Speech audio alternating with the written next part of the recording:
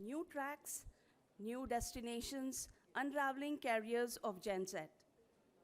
We have here the eminent speakers, Mrs. Kritika Padode Bandari, from member governing board, Vijay Bhumi University. A big round of applause to ma'am. Yes. We have Parth Vate, Director, Ahmedabad University, Office of Undergraduate Admission and Financial Advice. A big round of applause. We have Sanjay Padode, President, IFIM and Vijay Bhumi University. Welcome.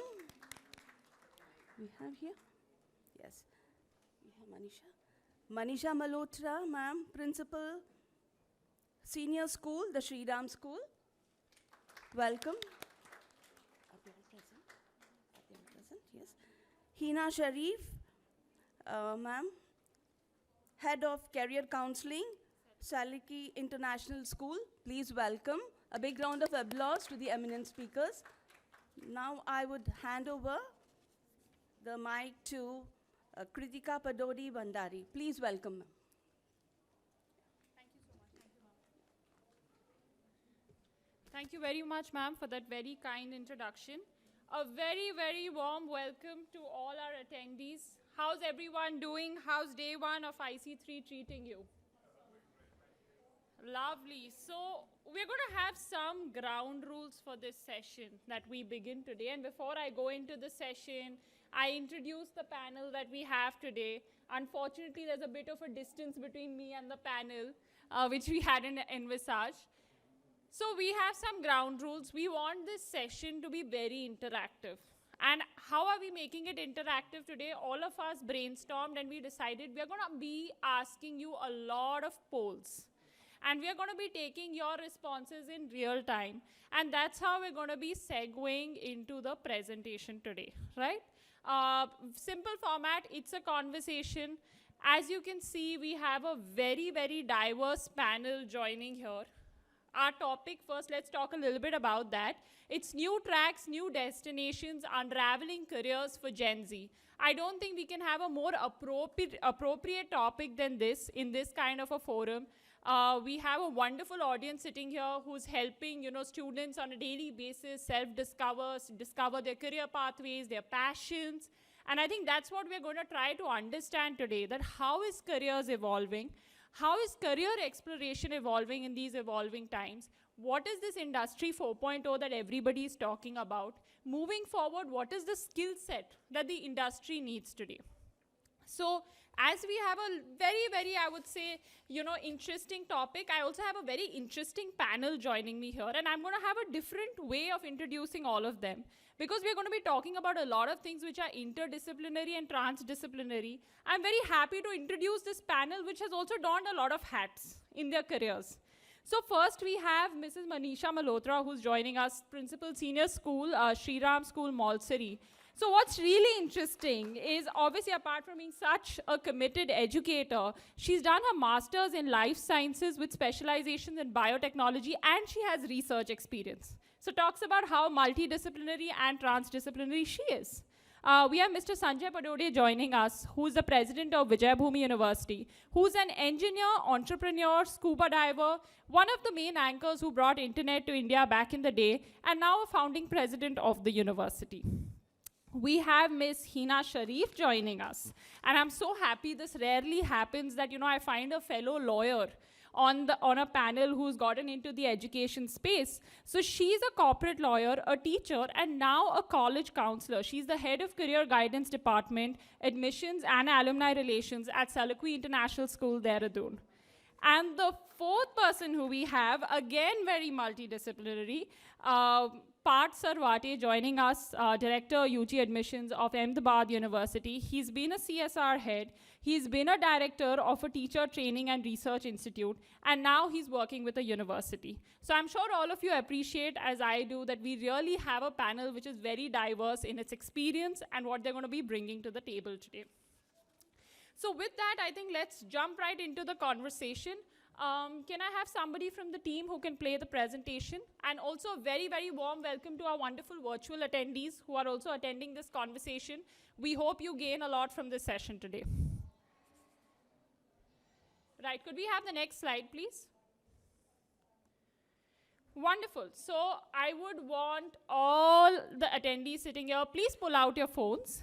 You can go to this website called www.menti.com and please type in this code. You all have 30 seconds to respond to this question that is there before you. 10, 15 years from now, what will the word career, will it have a different definition from what it is today?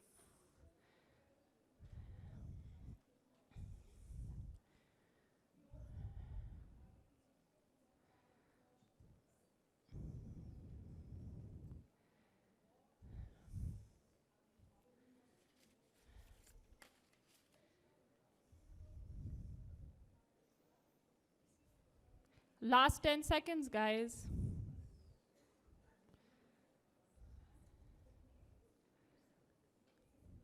5, 4, 3, 2, 1. The voting is closed and very interesting results right before me.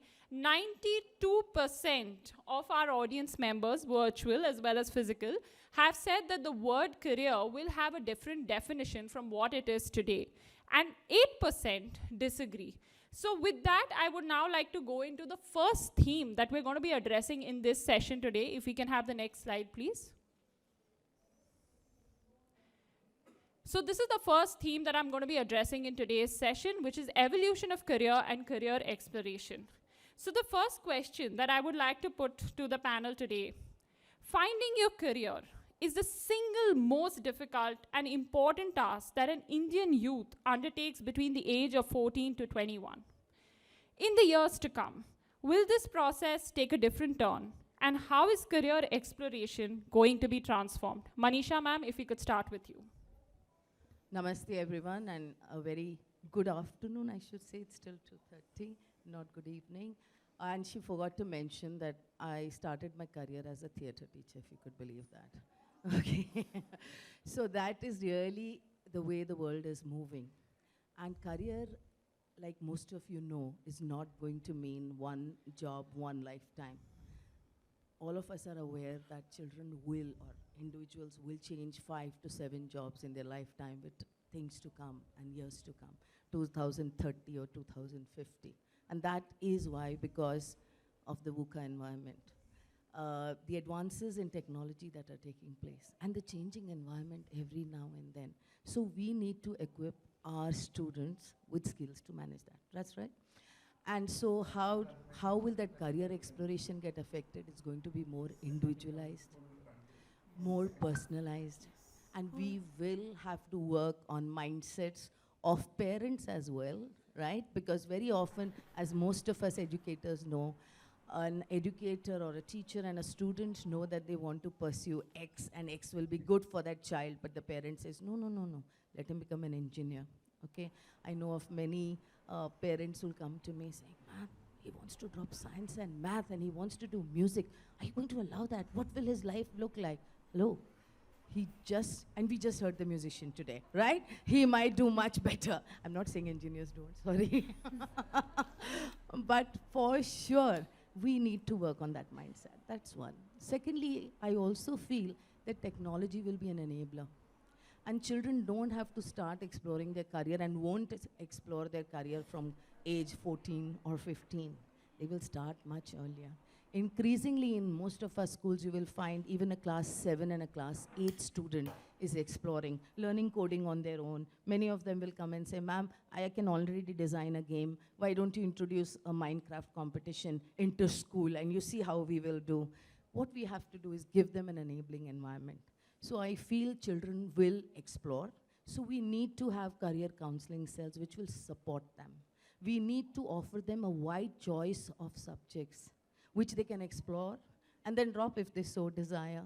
We also need to have some resources available, have experts coming and talking to them. So I think that is where counseling is changing, student identification of their interests, because they want to match their interests with their talent. And you know, I feel if you are interested, you can acquire the skill. If you're talented, very good. But interest is not that the talent never gets realized. So I think this marriage has to happen between the two. And that is what the focus is going to be like. And today when you're at the IC3 conference, what is the main mission? Counseling in every school, irrespective of which socioeconomic background you belong to, which, geographically where you are located. Counseling is required, guidance is required so that children can identify what they want. Many of them are very clear about what they want. Many of them till the age of 18 or even going to college are unsure. So we need many more liberal arts colleges. I think that is what is really required for the students, that we create an environment to help them explore their ideas, and counselors play a very important role there in identification of their skills, their talents, their interests, and that personalized counseling. Most of you counselors or educators would know, when you have that meeting with the child and the parents are going, say, to London and the child wants to go to Tokyo, and that's what we have to actually convince the parent that let's support the child and see how it will work. Thank you so much, Manisha ma'am. And I think some very important key takeaways coming from that response today. One is that how customization is going to be the way forward. Career exploration is going to be starting way earlier than we envisage in the current system today. And third and most importantly, how we need to expose students to as many disciplines and subjects as possible for them to make an informed choice.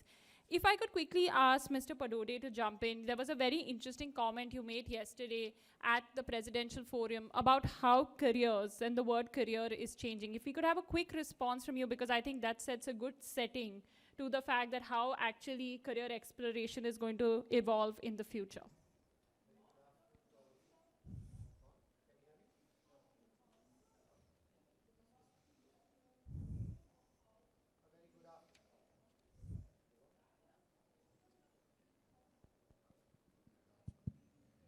A very good afternoon to all of you, and I hope you're enjoying the conference.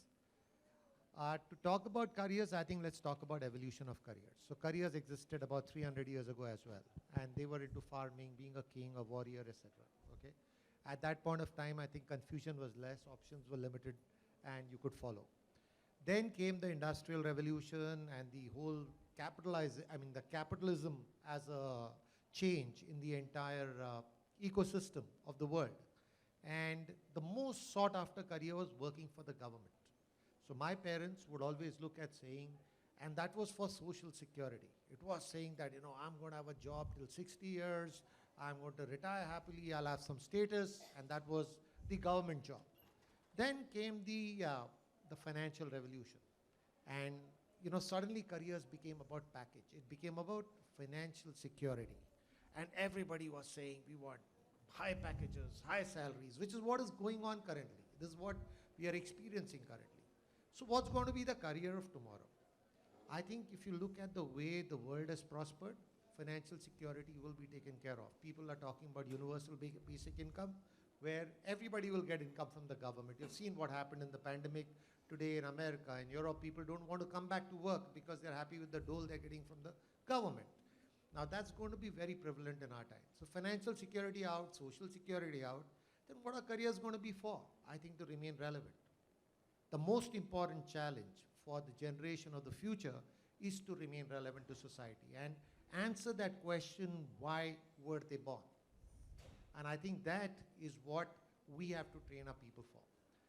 Let's look at the 4 panelists here. Okay, all have had multiple careers, not jobs.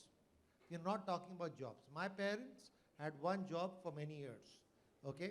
My generation had multiple jobs, but in the same field. But here is a panel, right in front, which has done various kinds of things, okay? So we have had multiple careers.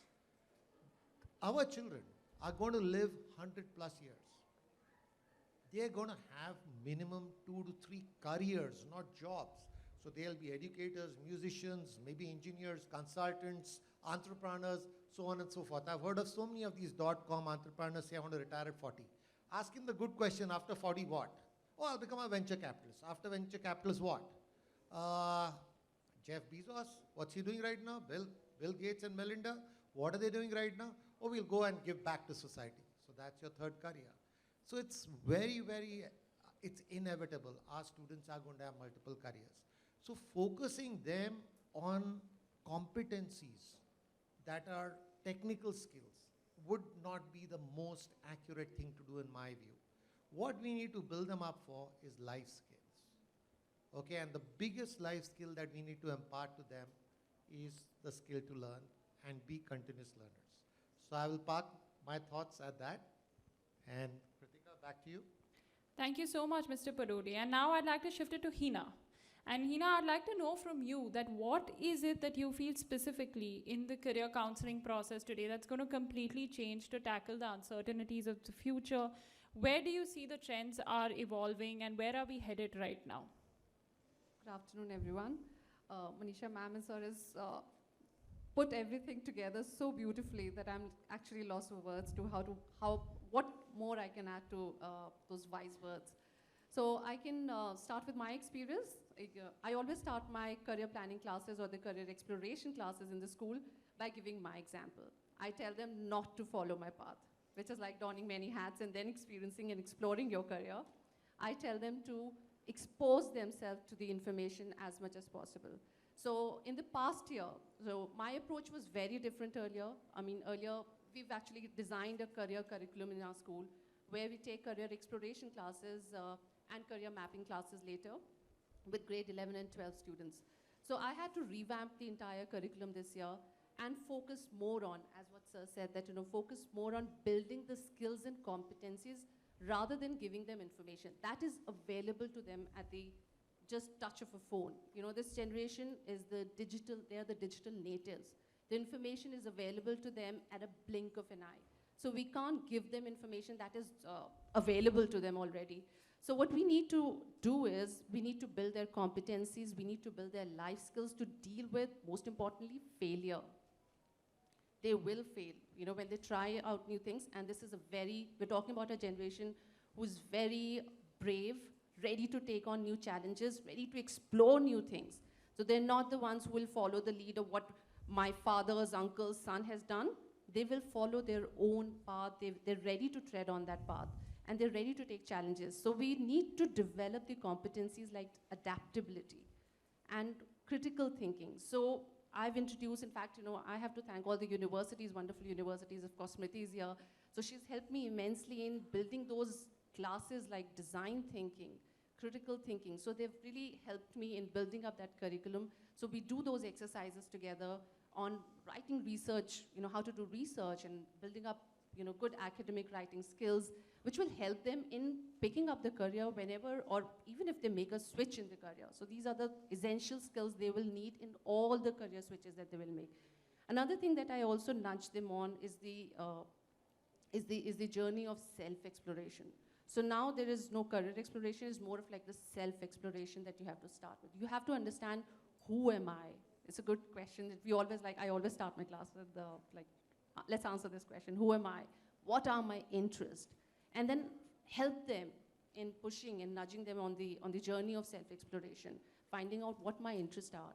Are they aligning to my interest and my aspirations? And of course, there are wonderful digital tools available like psychometric test and all that. So we take the help of that also. But this is how I start my career or the self-exploration journey in my school. I hope that helps. Wonderful. So I think if we have to put it in a sense, we are all talking and we are all unanimously agreed on the fact that moving forward, it's about building knowledge plus skills plus attitude. Now with that, I would like to move on to the next slide. To my dear audience, please get your personal polling devices out. So we have the next poll question ready for you, that do you think our education is aligned with the evolving demands of industries and profession? 30 seconds to go.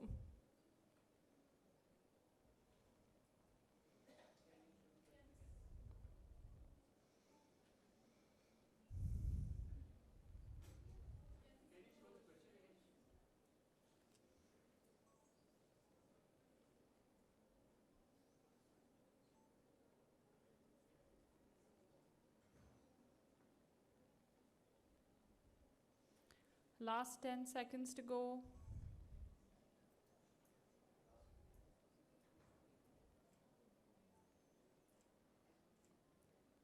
Last 5. Wonderful. I think I've got some great responses. So, 74% of the audience thinks that no, education is not aligned with the evolving demands of industries and professions. We have 26% that feels that we're doing a good job. So, with that, I come to the next theme, what we will be addressing as the panel, which is Unravelling Industry 4.0. So, I would like to first pose this question to Parth sitting here. So, Parth, let us try to understand that before we kind of deep dive into unraveling new roles in the time to come, let us first set the context and define what will the future look like and what are the skills that will be required to navigate through these digital times that we are looking forward to. So, over to Parth. Thank you. Good afternoon. I think, as everyone said here, I think I'll go a little further and say, skills are obsolete. And skills are going to continue to be obsolete. You're going to lose whatever you're doing, and you will have to gain new skills. The whole idea of learning is to constantly adapt to new changes. The world is changing so fast that whatever we know will be of value to us only if we adapt it in a new situation. And therefore, what is important now is that earlier, when we used to be in school, my time, the idea was that you picked a particular area that you wanted to learn, and you went deeper and deeper and deeper and deeper. So doctors, would be specialized in the ear, or the left ear, or the inside ear, the deep ear. Okay. Now the world has changed, so much that you need two things. Okay, and maybe I should say you need three things. You need a lot of breadth of knowledge. So it's not important enough to just know one area in depth, but you need to know a lot of other areas that contribute to that particular depth that you already know. Yes, you still have to focus and learn one discipline in a deep way, but you have to connect that discipline to many other disciplines, and therefore you need to say, okay, can I learn about everything that affects this environment? The next thing you need perspective and adaptability. Because everything in the world is constantly changing, you don't know where your skills are going to be applied. Okay? And as the world changes, you will have to adapt and find new ways. And as Mr. Padode was saying, you're going to have 2 or 3 careers. In those 2 or 3 careers, you're going to probably have 10, 15 jobs. In every job, a lot of us think that the education system actually trains us to be prepared for jobs. It actually trains you to be prepared to learn again. And that's what it should do. And so when you go to organizations today, whether it's TCS or it's Wipro or it's non-profit organizations, everybody's actually running their own training sessions. Nobody believes that the student is ready to work in the industry immediately. And the industry says you come in with a wide understanding of various things, and we will train you in how to perform on the job. So what you need to learn is how to learn, and how to be open to the idea of learning, be compassionate, and later on, we'll talk about what are the skills that employers look for. Because a lot of times we think that employers look for information and knowledge that a candidate has. Actually, they're looking for something else. And so I'm going to talk about what Harvard Business Review says, what are the 50 top employers in the world really looking for? Are they really looking for knowledge? So back to Kritika. Wonderful. Thank you so much, Parth. And I would now like to shift the question to Mr. Padode, who's been an entrepreneur himself, that moving forward, you have such a close connect with the industry.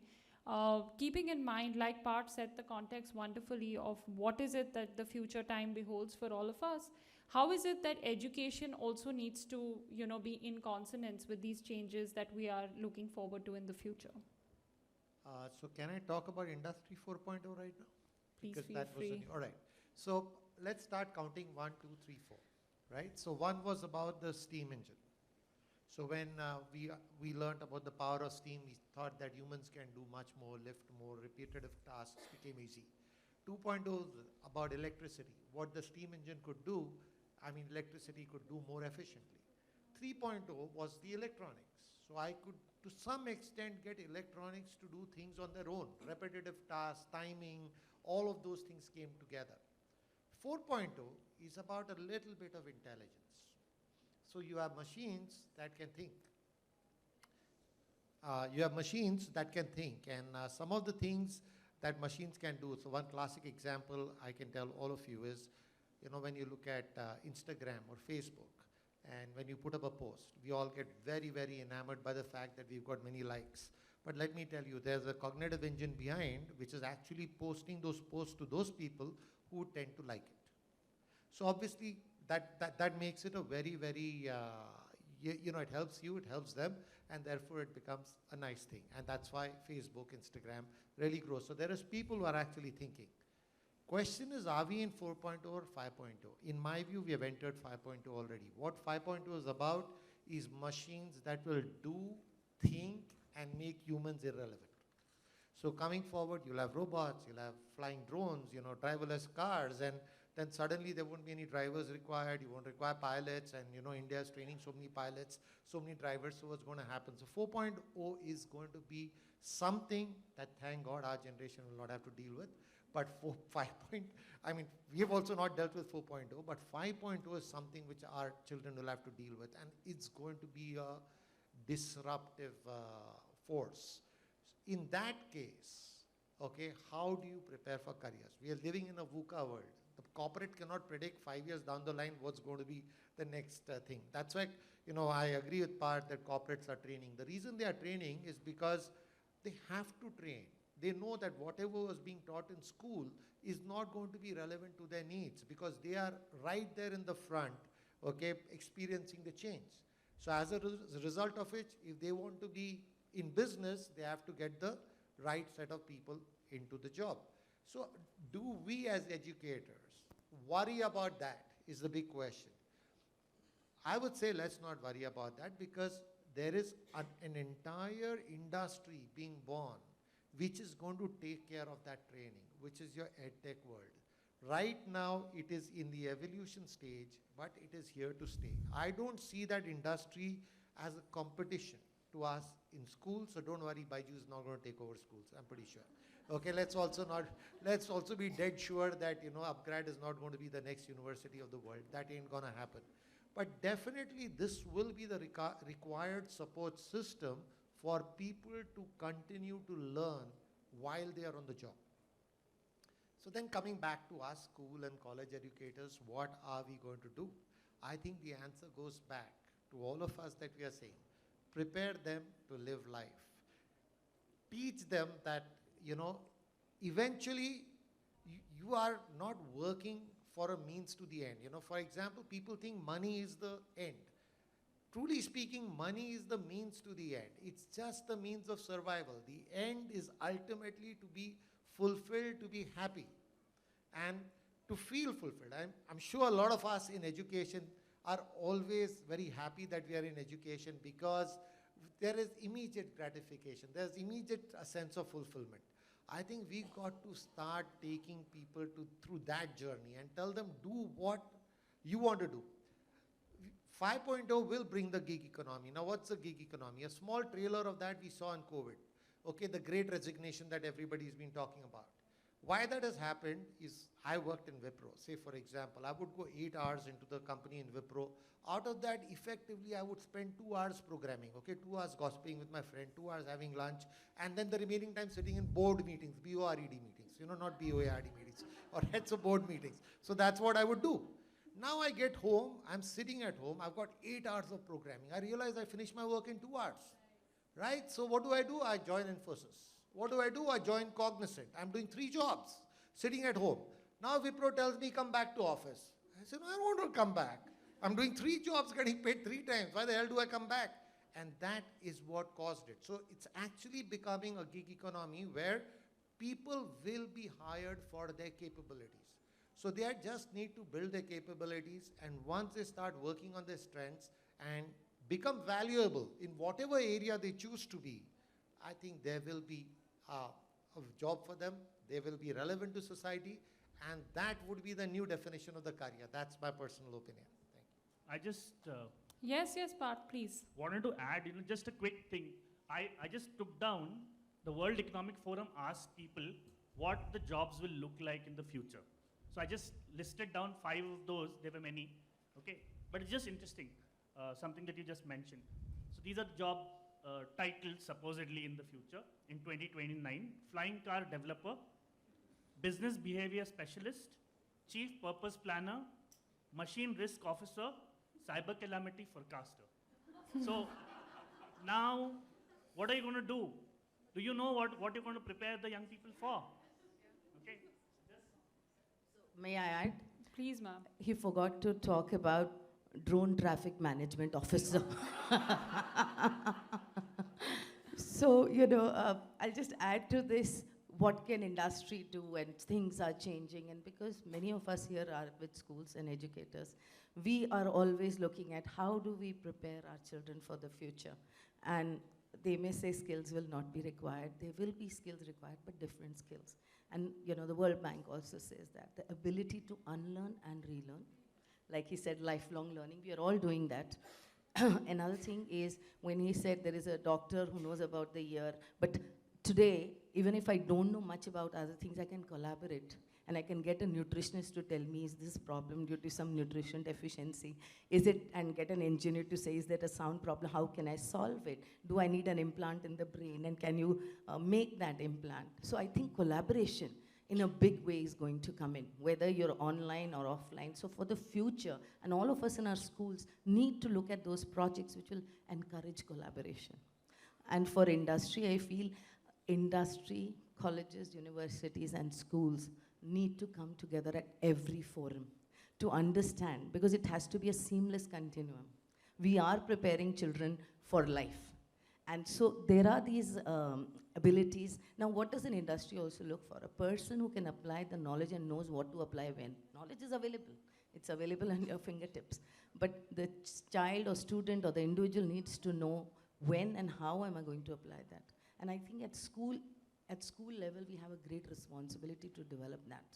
So giving them real life, open-ended problems. So maybe assessment needs to change. The method of assessment should not be standardized testing. Maybe it's projects. And that's why many universities, when they are selecting students or looking for children, they're looking at what is their interest. What kind of projects has he done? So the more project-based learning that you have. And if you're doing one project, I just want to share with you that some years back, before 3D printers became very easily available, I had a student who was, again, a computer geek, and he comes to me and says, so we create an enabling environment. So he says, I want to create this 3D printer, assemble it. I said, what? You're only in class 11. So he said, no, open software where they teach, I just have to get these parts. Will you spare a lakh of rupees? I said, yes, I will. I have the budget. Go ahead. So he started, and he got 6 other children to work with him.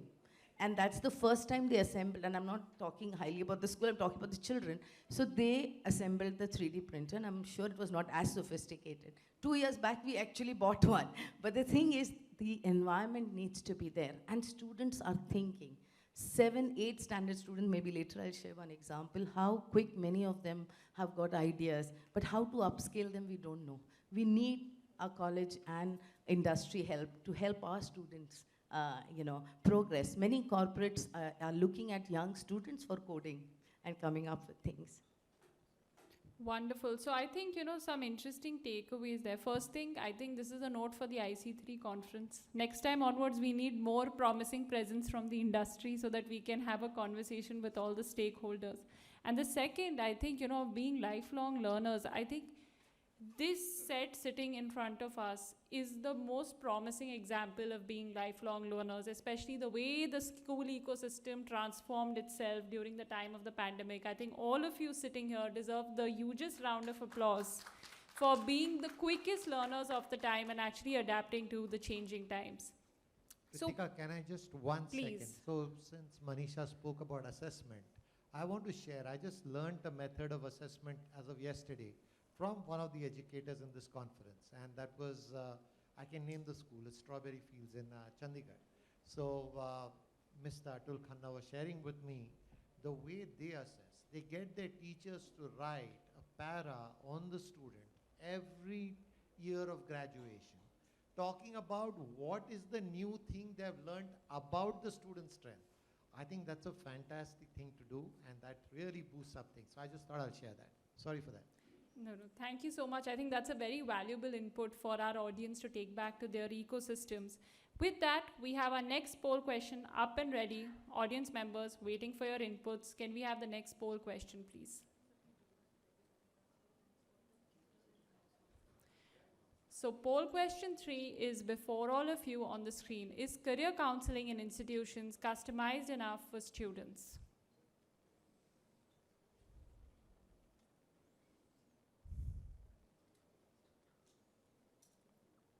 I see some very interesting movement happening on my screen.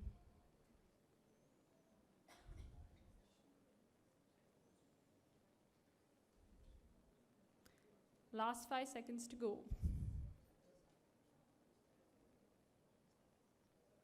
Right, so I have the responses before me, where initially there was a lot of movement towards the yes. We have a clear-cut no here. So we have 80% of the audience that feels no, career counseling in institutions is not customized enough. So not really in tandem with Industry 5.0, where we are talking about customization being key, while 20% feel that we are doing a good job and our career counseling is customized enough. So with that, I would address the next theme of this particular panel discussion. If I can have the next slide, please. Theme 3, which is meet today's student and help them self-discover. I think this is a very important question that we would like to address, and here I would want our representatives from the school to take a lead. So Hina ma'am, if we could start with you. How is today's student different from the earlier set? And if I were to say, do we see a difference in the treatment that needs to be meted out to them? How do we create an environment in our ecosystem where they can actually self-discover themselves and find their purpose? An overwhelming yes. Yeah, the students have changed, and post-pandemic, I've seen a drastic change in the entire approach. Some people feel that they're not the motivated lot, but I see a very motivated lot who has come back and very concerned about their future. Of course, there'll always be a mix of students, who are, who need constant motivation. But on an average, generally speaking, I've seen that students are coming forward and they're ready to take challenges. And of course, we need to create, as ma'am said, that enabling environment for them.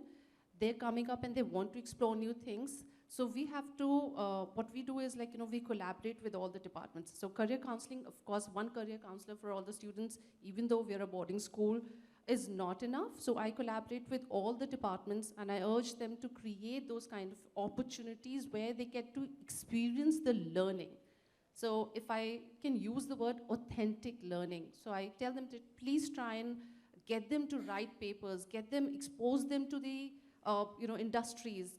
We also do this, take them to a work day. So I expose them to the work situation. So we go and meet the people who are already in the profession. So they see and they do job shadowing. So they don't kind of just watch some videos and read about a profession. They see what people do and meet the people and ask questions. So collaborating with different departments definitely works for us. And also do a lot of project-based learning, creating competencies in them, give them projects, where they get to learn those skills and implement them. So that's what we do. Wonderful. So, I mean, just segueing that question a bit further and, putting it to my panel here, we could see from the overwhelming results of the poll that we feel that, we need to make counseling more customized.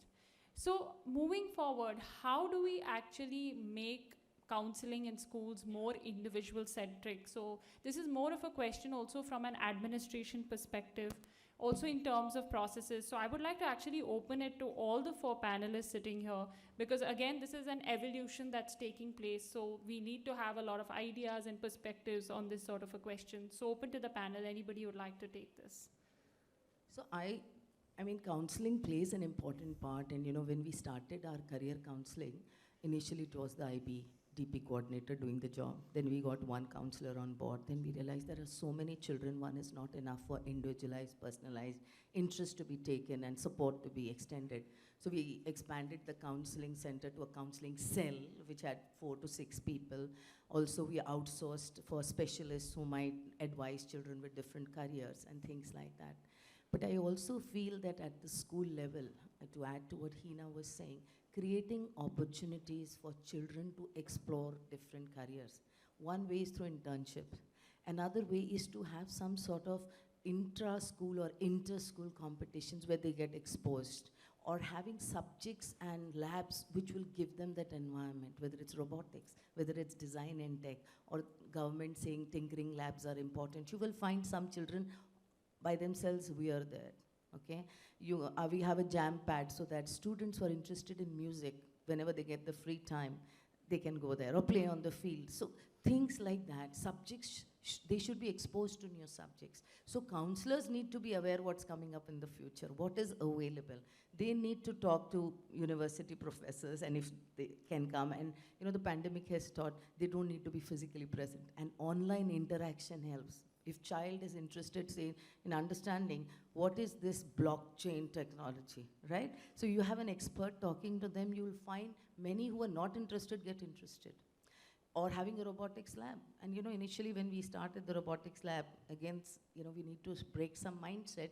I used to have projects where there were mixed group of girls and boys, and the girls did the designing and the boys did the making. So then the teacher came to me and she said, something, it's not working. Girls are not doing the robotics here. I mean, they don't want to make robots. Something is missing. So I said, now you create only girl groups and only boy groups. And that is where competition helped. Then the girls were out to prove that even I can make a robot which is equally good. So schools create that environment. And nowadays, career choices, many children make way earlier, and they don't wait till class 11 and 12. Many of them are very clear. I want to do this, or I want to explore that. So let's look at those things, I feel, and that's important. Wonderful. Thank you so much, ma'am. Thank you. Okay, sure, go ahead. Yeah, just one thing that I want to add. It's unfortunate, but it's true that the number of options that we offer to our students inside school and university are very, very limited.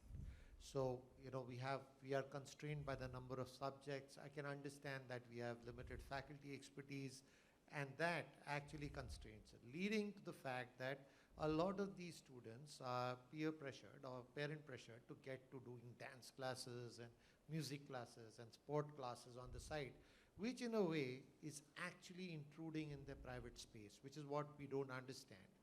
And then they have coaching and tutoring and everything put together, so you have a packed 24-hour, and you're already thinking next day, how do I traverse through the 24 hours?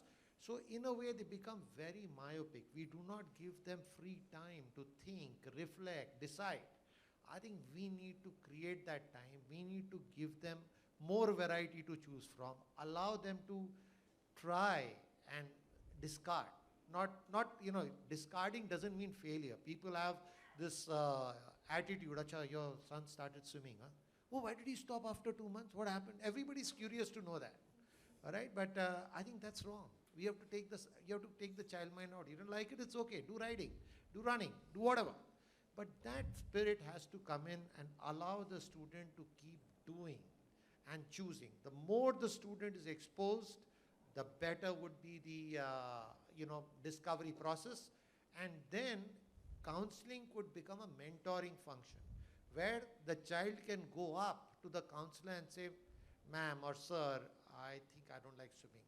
Am I doing wrong by dropping it? The counselor should say, that's okay, why don't you do running? I mean, that should be the entire positive approach. If we bring that, I think we'll hit bullseye.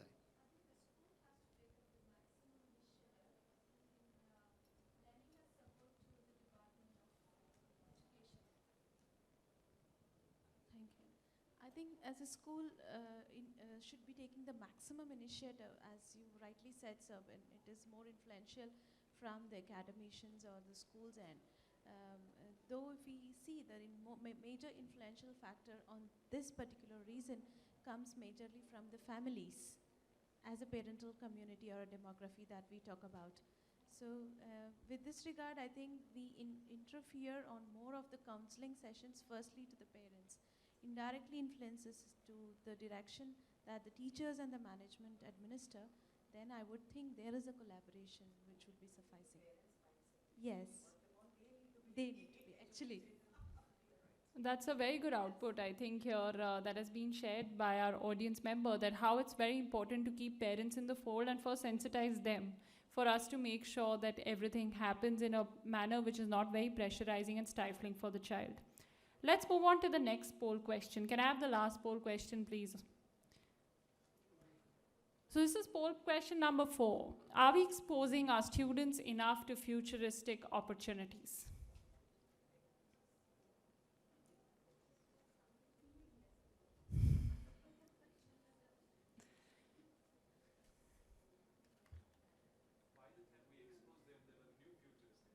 Absolutely.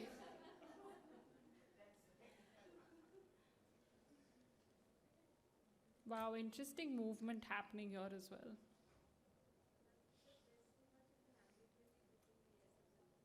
Absolutely.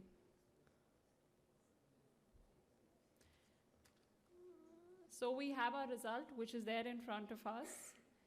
Close to about 65% of the people feel that no, we are not exposing our students enough to futuristic opportunities, while 35% of people think that yes, we are doing a good job of exposing them to futuristic opportunities.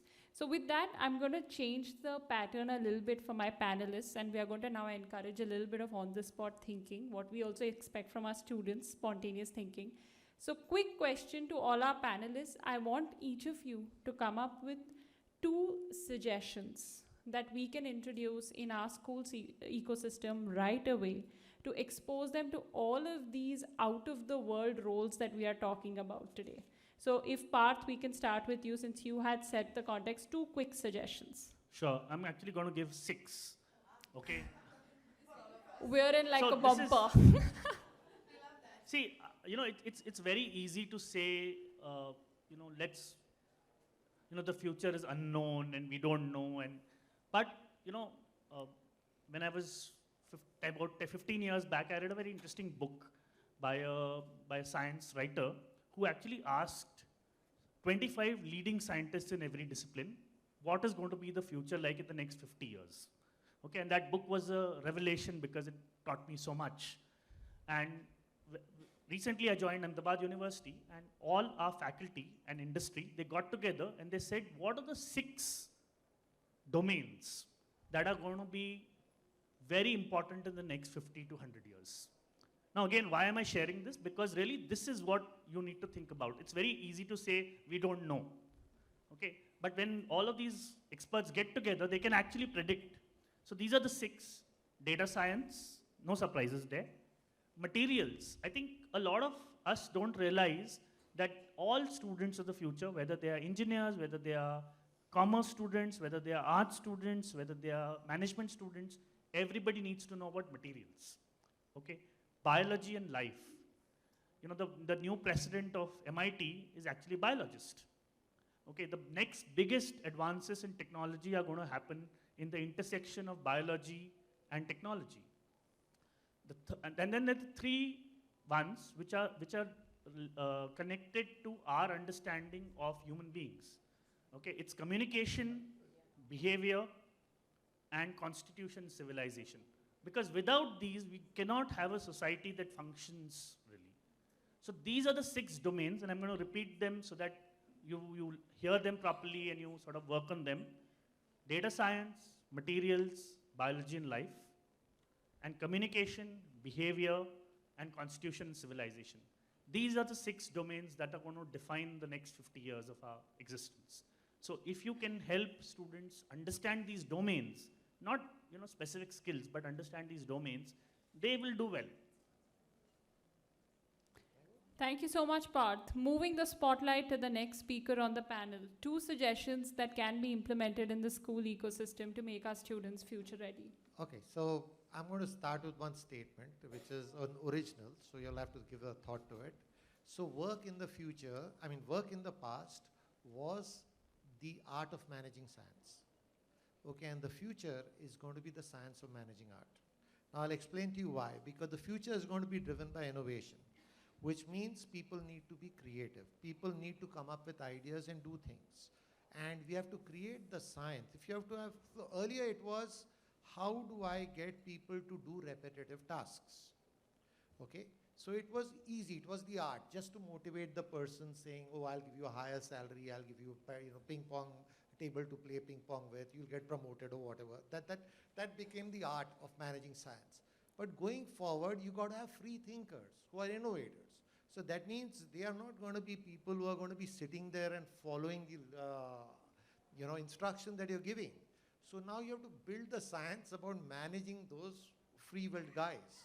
Now, how do you create those free-willed guys? And how do you incorporate future into it? I would say allow students to make a choice of the problem that they want to solve. Don't give them projects. First tell them, you get the project that you want to solve. Past, present, future, and this, whatever you're going to give me as a solution, should be sustainable for the next 5 years.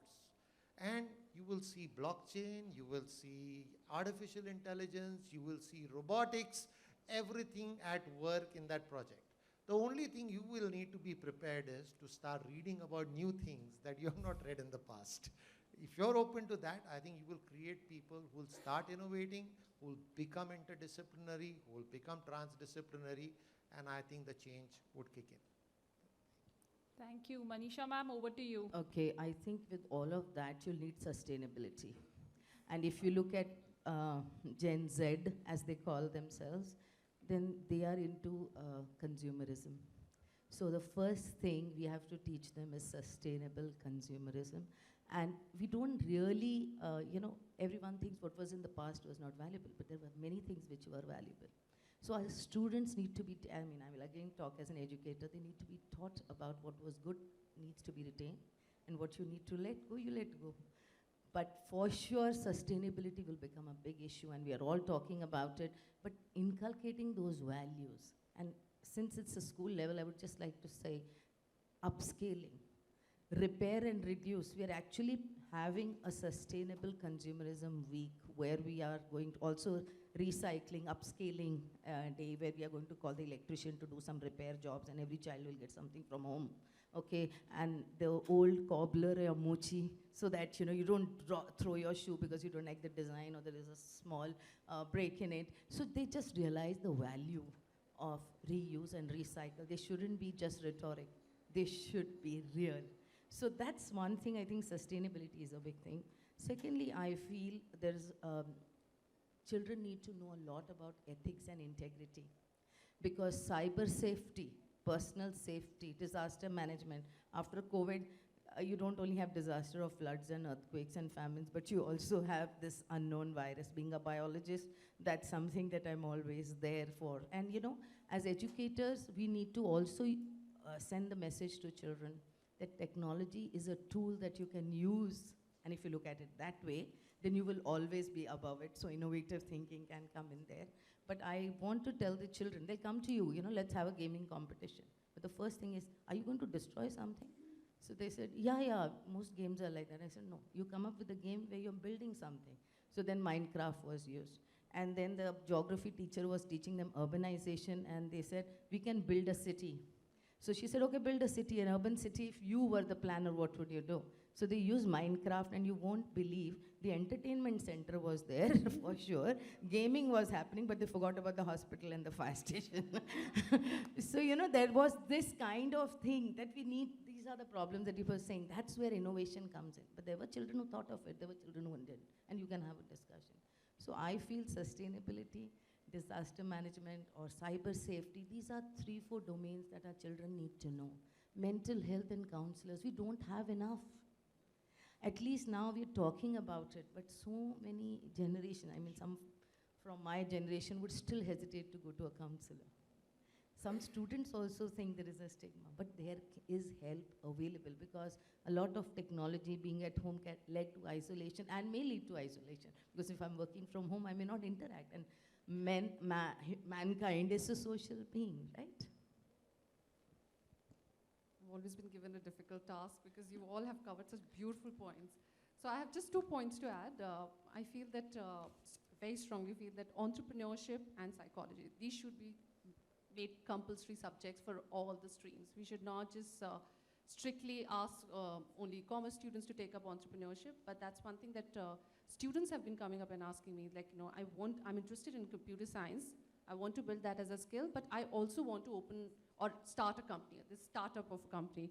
So that's also, I feel that whatever the career that they want to pick up, they also want to own the business. So inculcating some kind of entrepreneurial skills right from the beginning, of course, is very important. And psychology, I mean, I cannot talk more about the subject. Everybody understand that how important it is to understand the mind and behavior of other people, and also of your understanding of your own personality and your own capabilities and abilities.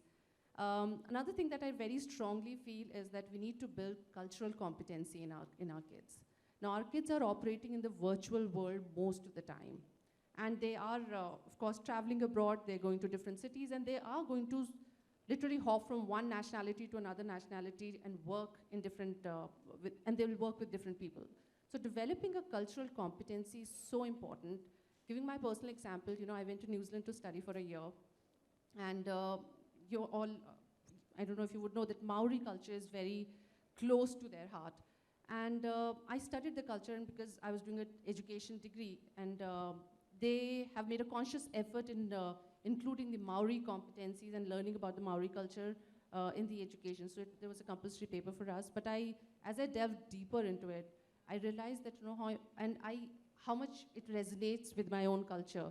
And as I adapted it, and it kind of worked so beautifully in my favor as I spoke Maori and I started greeting people in the Maori. And when I interacted with Maori students, it was amazing the way instantly I made a connect with the person.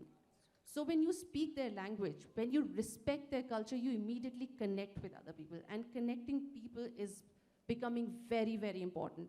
We are more often we are interacting, having Zoom meetings, and we're interacting, using a screen. But it's important when you're meeting people to connect with them culturally as well and respect the other cultures. Intolerance is unfortunately becoming, acceptable. It's getting accepted by, and people are like now becoming indifferent to it. That's very scary. Now we need to tell this generation to respect and tolerate and have, adapt to other cultures, and that's going to be a big thing for the future. Wonderful. I think we have some lovely suggestions that have come there. I know we are running out of time, but I have to open the audience for audience questions. I'm sure you have there are a lot of interesting responses that have come. Yes, ma'am, ma'am actually signaled to me during the session that I have a question, so ma'am goes first.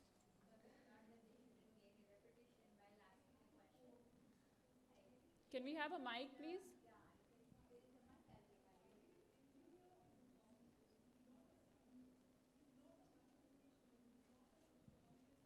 Hi, good afternoon all, and good afternoon panelists. I would like to understand something.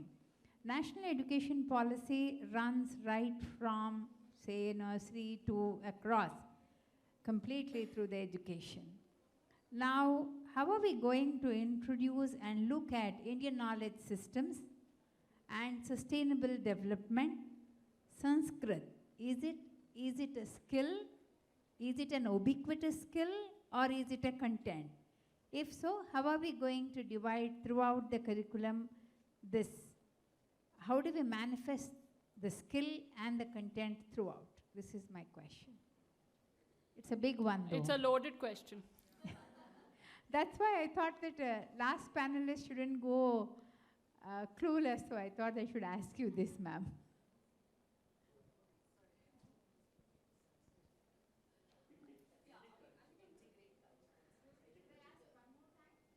Sure. Ma'am, do you read the question one more time, or am I clear? No, you're clear. That's okay, thank you. Yeah.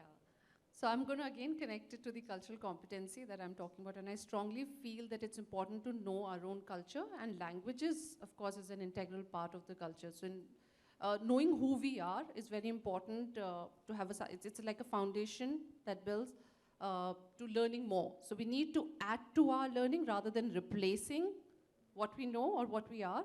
So learning languages, of course, Sanskrit is an integral part of our culture, and we're not here encouraging. Looking at future does not mean that we're forgetting our past. So we definitely need to keep ourselves open to, building our foundations and our understanding of who we are and where we are and what we belong to. So, and understanding of languages and our past cultures is definitely very important. Right. And I think we're looking at a cultural competency at all levels of education. So I would like to add that if you know that national education policy advocates that in the earlier years, the teaching should happen in the mother tongue. And that's one of the most transformative moves that our education system is moving, because it does two things, right? When you're teaching somebody English and then teaching science in English, the mind twists twice. First to understand English and then to understand science. But if you learn science in Hindi or in Marathi or whatever is the language, it becomes an easy process for the child to understand. And that's the rationale behind why mother tongue should come in. I think the choice of Sanskrit, whether it be Sanskrit, Latin, I mean the jury is out which came in first. I think that's past and we should not be worried about it. What's more important is what we derived as a value system from the past. It can be taught in any language. And it's a choice. It's a choice. Allow the student to make it. So let the student decide whether they want to learn Sanskrit, whether they want to learn Latin, whether they want to learn Marathi or English or whatever. I think it's the choice to be given which is more important. And you know, the entire thing that they spoke about in terms of sustainability, I think that must go into the core curriculum. Moral science used to be taught to me in school. Today it's out. I don't see anybody learning moral science. I think that has to go in. The basics of humanity, the basics of hygiene, the basics of living in a crowded place and in a place where the world is continuing and will continue to have shortages of food, water, good air. So it has to be a very collaborative effort for survival. I think key lessons of survival have to go in early in education in whatever language you teach.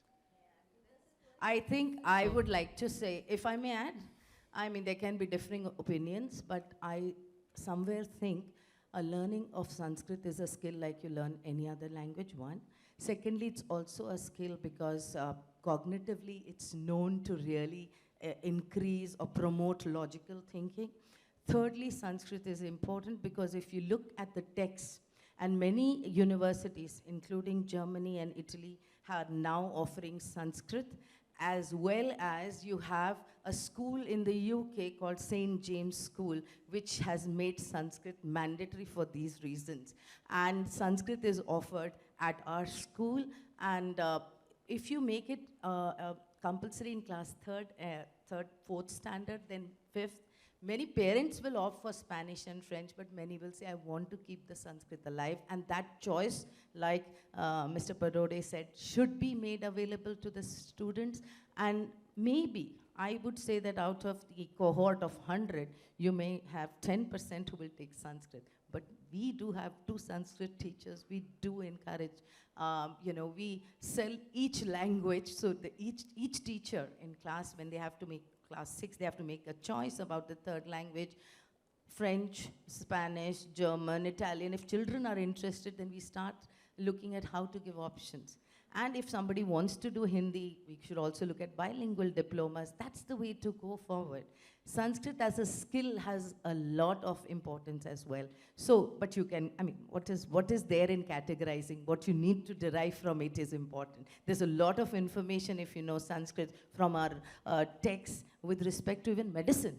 You know, that's why Germany started with Sanskrit. They were exploring our texts for medicine. So I think, I hope that answers.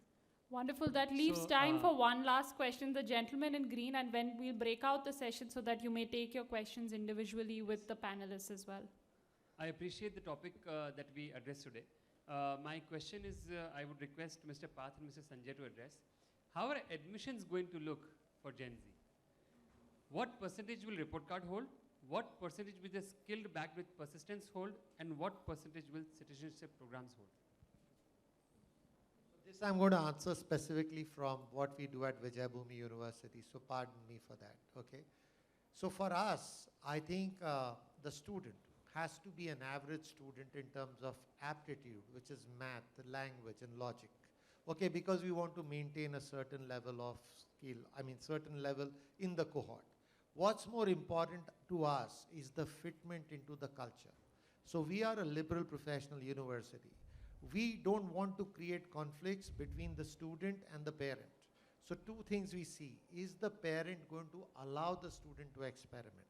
If that is not going to happen, we will reject, because we don't want to be that trouble creator in the family. That's very clear.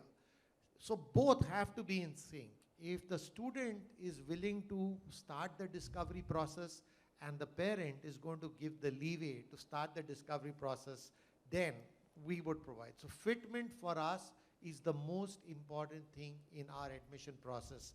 The rest, report cards, etc., are like, not so important.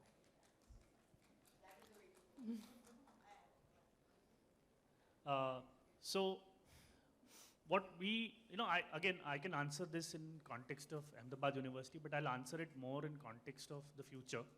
And I think in the future, we will, as a society, probably move away from a pure marks-driven admission process to a more holistic admission process, because people start realizing that, even the academics that you have done is important. It is important because it shows your ability to learn further. It shows that you have the ability to do a bit of hard work to be able to deal with content that is going to come at you in the university stage. So I think that continues to remain important, but you look at portfolio assessment where you look at different kinds of skills. And, as we go along, I think every student will also have to bring their personality to the admission process. I think this is what is currently not happening. It happens a lot in post-graduation, sometimes, in some of our postgraduate admissions.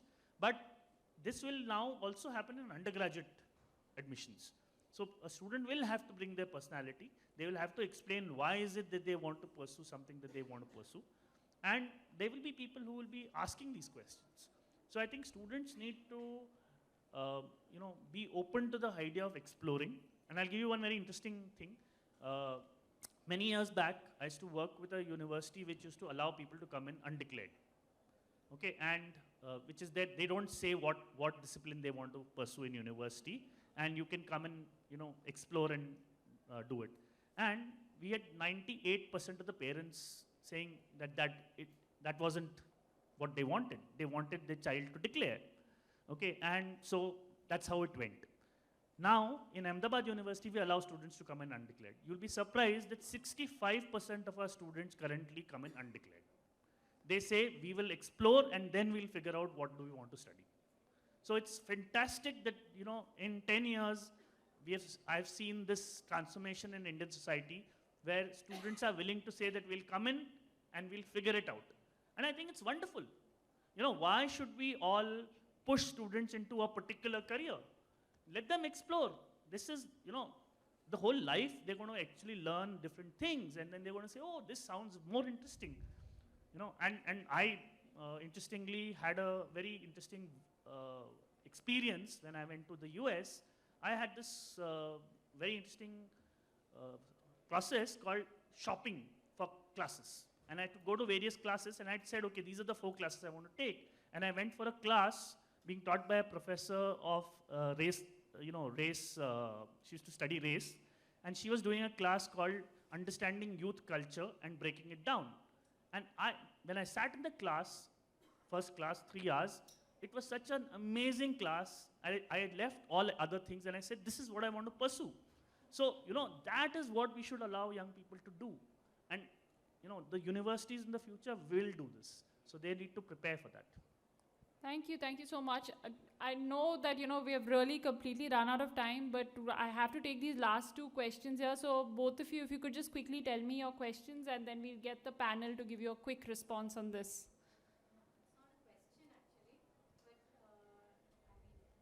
It's an extension of what ma'am has said, and even Barode sir had said.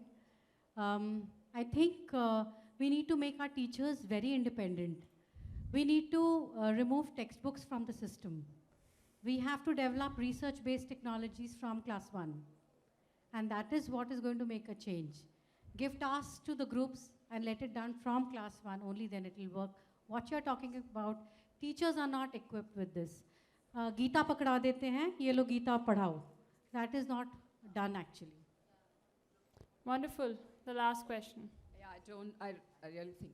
So just in the interest of time, just taking on my recent role when for 3 years I was heading career services at Korea, and we had a lot of industry interaction, right? So interestingly, when we got a Goldman Sachs to come and hire, Goldman Sachs wanted to hire a history graduate.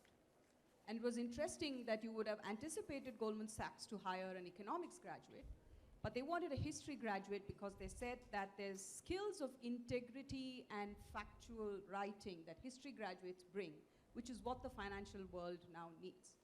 So increasingly we found how, not just in terms of new careers, but conventional careers were looking at unconventional attributes from students as well.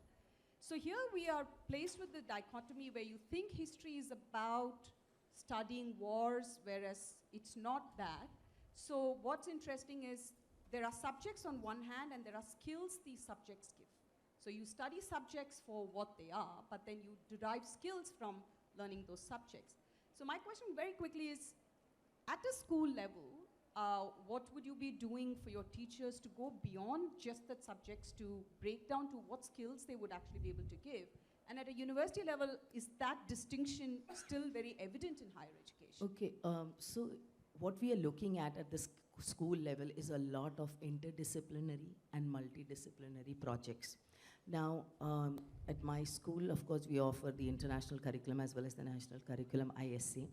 It gives you, we start projects right from class 2 and 3. You know, small projects, and then they graduate. So with history also, like you said, it's about perceptions and separating opinions from facts, and that's a very important skill in today's world and for the future. So that is something we are looking at. Which subject, what skill, how can subjects correlate? So when you design a project task with the children, you have to look into it, and therefore teacher training becomes very important. And that is something that we always work upon. We have heads of department also are sent for trainings. So whether it is collaboration between subjects, sometimes we call it, sometimes we say, no, it's a multidisciplinary project that you're looking at. We also have to work with the parents sometimes, because where they said, how come the group is not functioning very well? So we brought in peer assessment so that accountability for every child is there and is given a different subject which he or she likes to work on with that project. So for example, we just had a project, I think from class 9 to 11 students collaborated. They wanted to build a robot in school which would say, welcome to the Sri Ram school, namaste. They could only manage namaste, but they started because of the 3D printer. So they made the head, then first they said 3D printer mein to head plastic, it is made of plastic. Now how do we make the body? So they went to the design tech students to say, can you give us some material? So then they made some material, the body out of wood and something, and then they found the legs were of iron, it doesn't move. No, we have to give it wheels. So then slowly the departments came together to make that robot, which can only say namaste. Phase 2 is welcome to the Sri Ram school. So what I'm saying is, so you need to design. That is backward thinking and designing, where you are conscious that the skills are being built and developed. So I would suggest that at the school level, lot of project-based learning has to happen, and hence assessment needs to change. International boards have done, national boards are working towards it. ISC is already declared, don't want cut and paste. Give the children the freedom to explore and come up with their own projects. They can do surveys, they can do questions, they can come up with anything they want in that subject or with another, and you collaborate. So I think that's how it's working at the school level. Thank you so much. We need to take in one last question from Upasna ma'am, and I'm going to close this conversation. I'm just going to add quickly to what ma'am has said.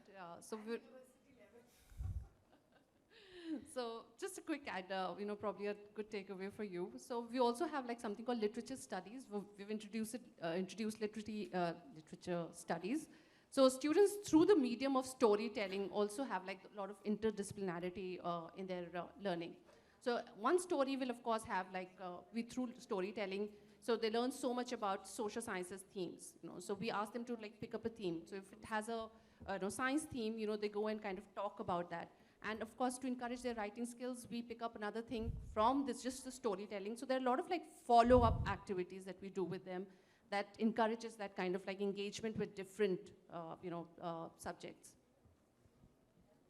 Can I take the question? Please, go ahead. Another question, sorry. Just one quick one. I think what you said is absolutely correct. I didn't get chance to tell you that what did HBR say they look for? What do employers look for? They look for EQ, resilience, empathy, integrity. They don't look for, they look for problem solving, collaboration, communication.